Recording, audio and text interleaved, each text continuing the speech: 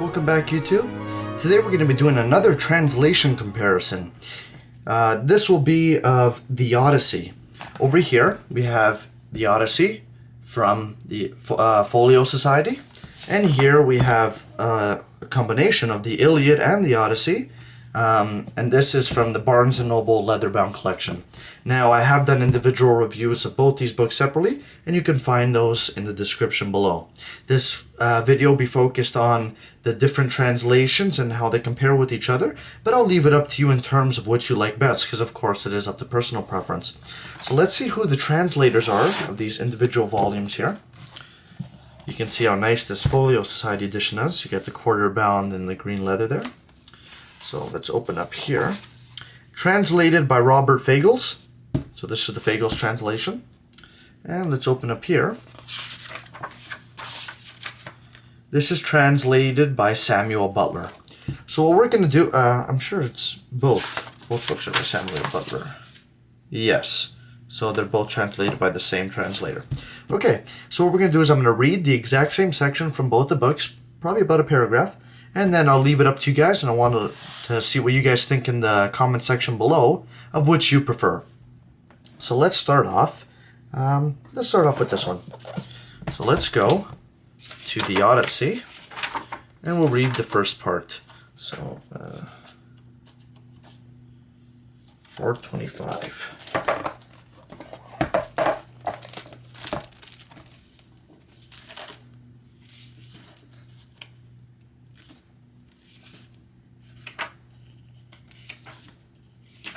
Okay. Let's read the first sentence here. Tell me, O Muse, of that ingenious hero who traveled far and wide after he had sacked the famous town of Troy. Many cities did he visit, and many were the nations with whose manners and customs he was acquainted. Moreover, he suffered much by the sea, while trying to save his own life and bring his men safely home. But to do what he might, he could not have his men, for they perished through their own sheer folly in eating the cattle of the sun god Hyperion, so the god prevented them from ever reaching home. Tell me, too, about all these things, O daughter of Zeus, from whatsoever source you may know them. Maybe I should read a little bit more. Yeah. So now all who escaped death in battle or by shipwreck have gone safely home except Odysseus, and he, though he was longing to return to his wife and country, was detained by the goddess Calypso, so had got him into a large cave and wanted to marry him. But as years went by, there came a time when the god settled that he should go back to Ithaca. Even then, however, when he was among his own people, his troubles were not yet over.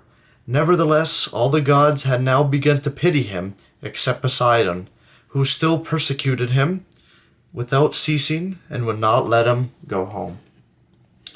Right, so that's the Butler translation. Now let's see the Fagles translation here.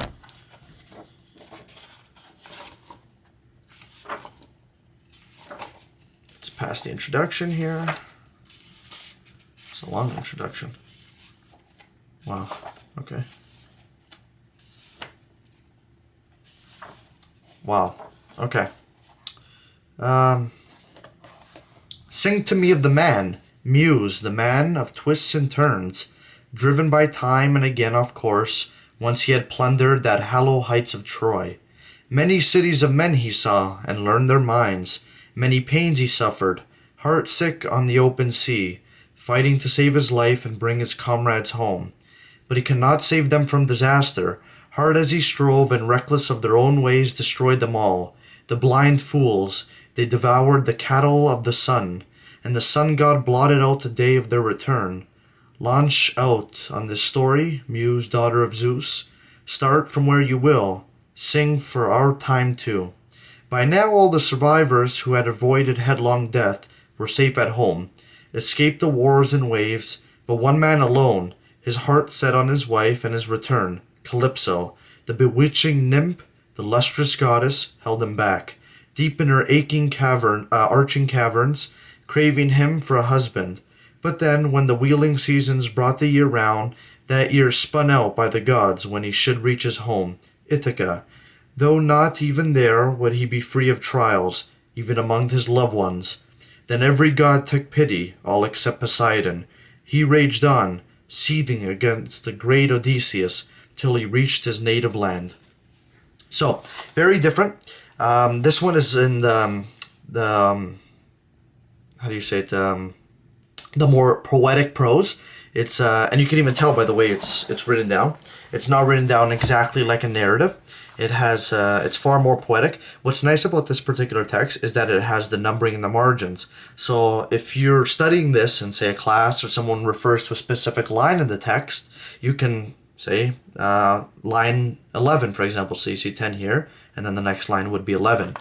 This one here is more like a story, right? Rather than that song, that oral tradition that was passed down when after Homer wrote the Odyssey and the Iliad. Here, there's nothing in the margins. It's written more like a narrative, and it's not poetic. They both have their, of course, pros and cons. It just depends what you like. You heard both. I liked both. But just please let me know what you think about the translations in the comment section below. I'd like to know which one you prefer. I'll continue doing more of these translations and unboxings and such things like that. Please stay tuned on the Leather Library's channel, and don't forget to check out the Leather Library blog. That's theleatherlibraryblog.com. Don't forget to rate, to comment, and to subscribe. And as always, guys, keep on reading.